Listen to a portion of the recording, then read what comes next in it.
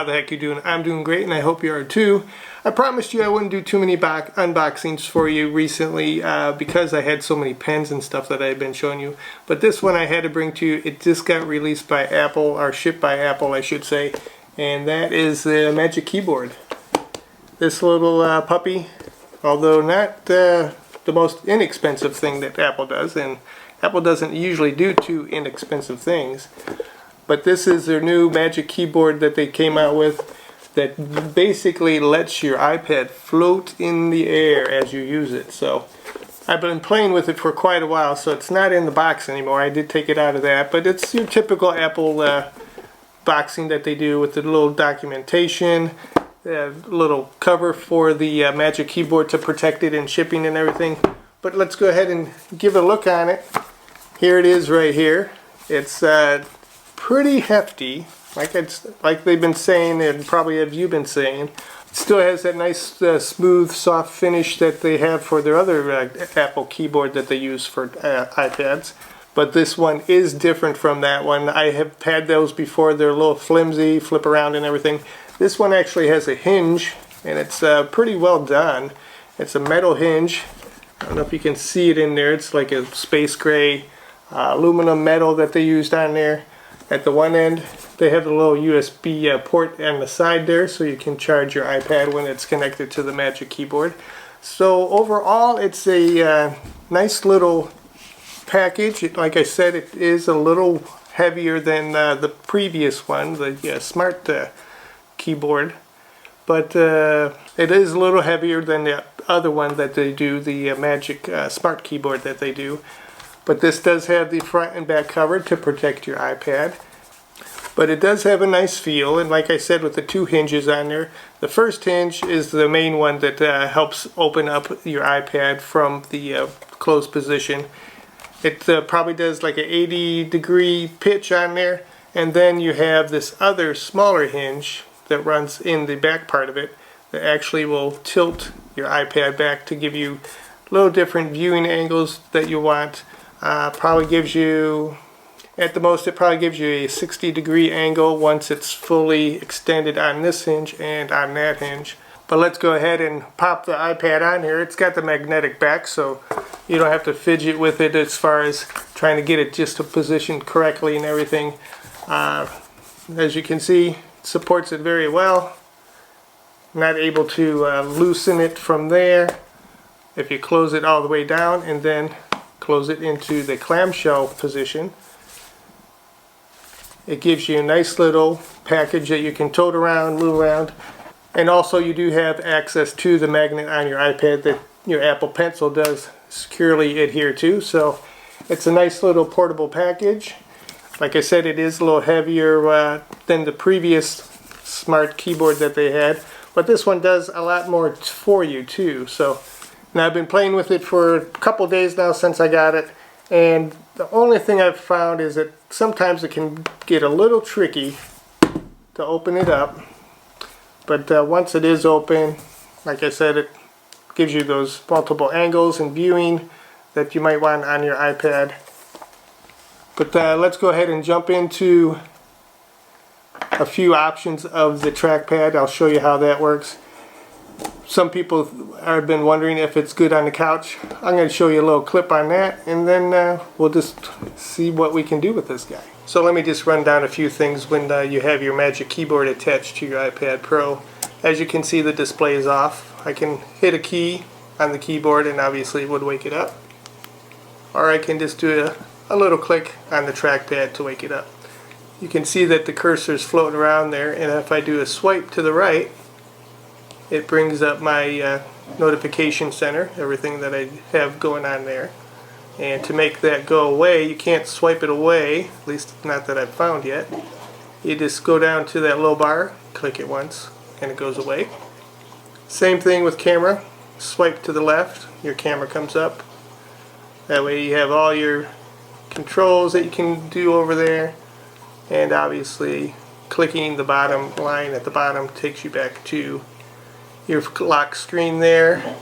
So we're going to go ahead and we'll take the cursor down and give it a nice little click, and there you go, you're at your home screen. As you can see, the cursor, little round dot, moves around fairly accurately on the trackpad. It's a nice smooth trackpad, just like on the MacBook Pro that I have. And it does change shape as you hover over the icons. And obviously as you go into it, you can go into the icons and by clicking on. If you do a 2-finger tap on that icon, it gives you options. Show all windows, like on that one. 2-finger click on the Notes app, it gives me the options to do a new note, new checklist, and stuff like that. So it's pretty accurate as far as the options that it can give you. Down here is your docking bar, and if let's go into settings here. I'll give you a quick rundown on the settings. In general, you can go to the trackpad option on general. You can adjust the tracking speed of the cursor. You can turn on and off natural scrolling. So you're scrolling, it moves more naturally with your fingers. You can do tap to click. That's usually what I like to do. If you don't like to do a tapping to click, or sometimes you accidentally click when you don't want to, you would have to actually click on the key or trackpad for it to register on the iPad. And obviously you got your 2-finger secondary click too, which because I have the tap to click, I can just do a 2-finger tap. And other options, if you move down over to accessibility, you can go down to pointer control, which is in the second section there, and you can increase the contrast. You can automatically hide the pointer depending on how many seconds you want to do it. The default is 2 seconds. I find that to be pretty accurate as far as how long I want it to be on there. You can give it a color. Go into color there, and you can give it a blue ring around the icon, or a red ring, or whatever you want to use, but I'll stick with the none. And you can increase the stroke size on the bottom there. So it's pretty nice.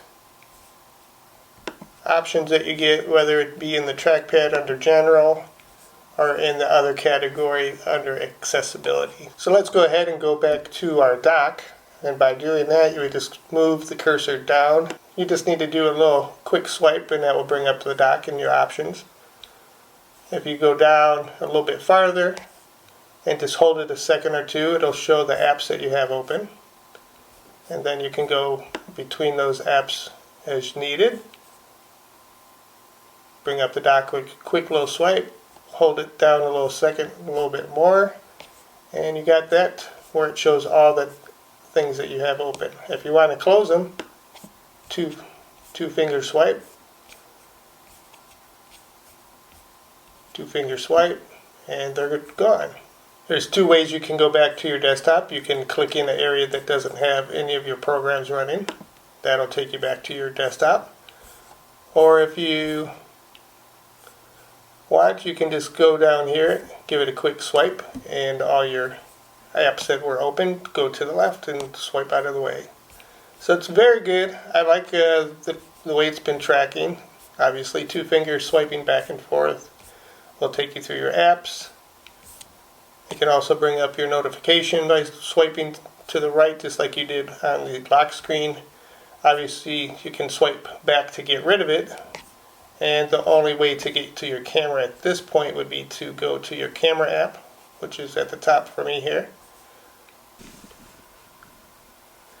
And if you want to get to your control center, you just need to take your little cursor up to the top where the percentage rate on your battery, or however you show it, give it a little click and your control center is ready to go. And obviously you would have access to all the things that you have there, camera, flashlight, or whatever you may be running in the notification center.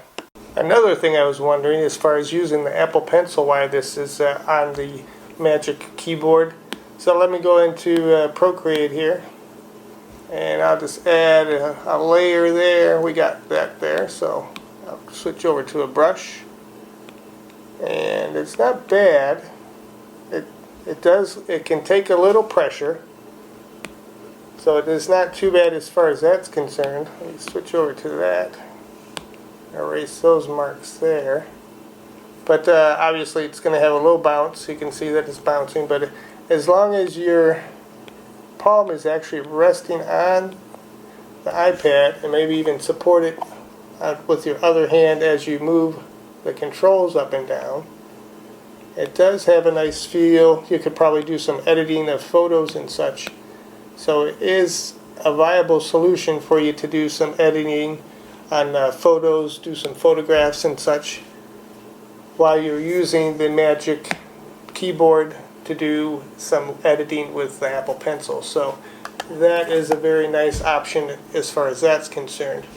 So let's go ahead, jump on the couch, do some typing. Let's see how stable it is on that and go from there. So I jumped on the couch here.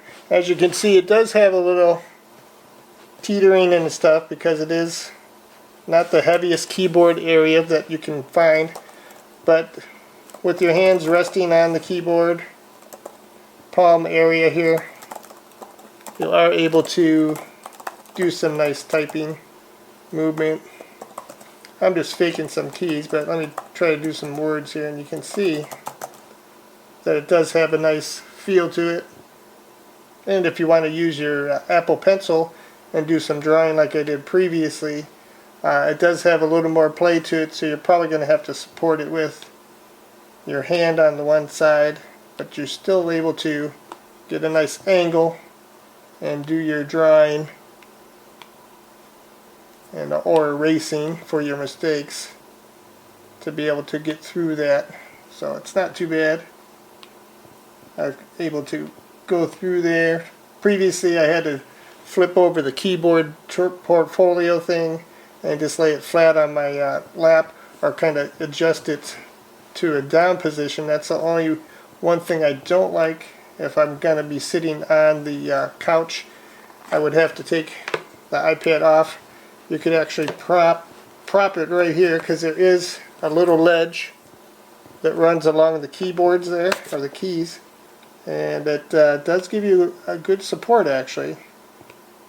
Probably a nicer little angle than you are when you're up at this angle trying to do some work or drawing or whatever you may be editing on your iPad. But overall, I do like the feel of the keyboard, whether it's sitting on my lap or on the desk there or on the table. Just throw your pencil up there. You can swipe up to go back to your home screen, and then quickly and easily close it, and you're ready to travel once again. So there you go, guys. That's my quick take on the new Magic Keyboard that Apple just released. It's not a cheap one, and typically Apple products are not cheap anyway. They do have good value over time as far as reselling stuff. I've gone over that before with the iPad. That's why I upgraded to the 2020 iPad Pro. But it does have a nice feel. If you do a lot of typing on your iPad and you like to travel fairly light, it does give it significant, a little more weight to it, almost probably carrying like two iPads together, or like I've heard, the 13-inch MacBook.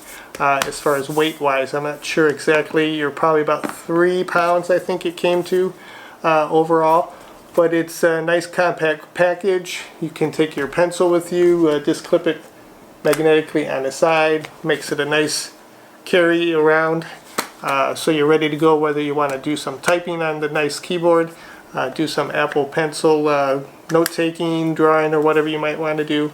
But it's probably something you want to look into pretty good as far as what your usage is going to be, because like I said, it's not the cheapest accessory that Apple's come out for their iPads.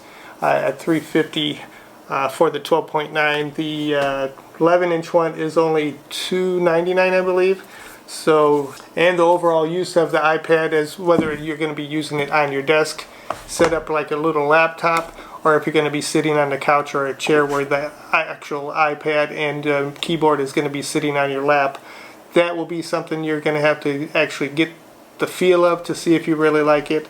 But like I said, I did like how it responds, both the keyboard, the trackpad, the angle and view of that iPad once it's put into the Magic Keyboard, and also when I was sitting on the couch trying to use it, and even drawing and editing the photo, it was pretty easy to do. So I promise to keep the unboxings to minimum in the future, unless something comes along.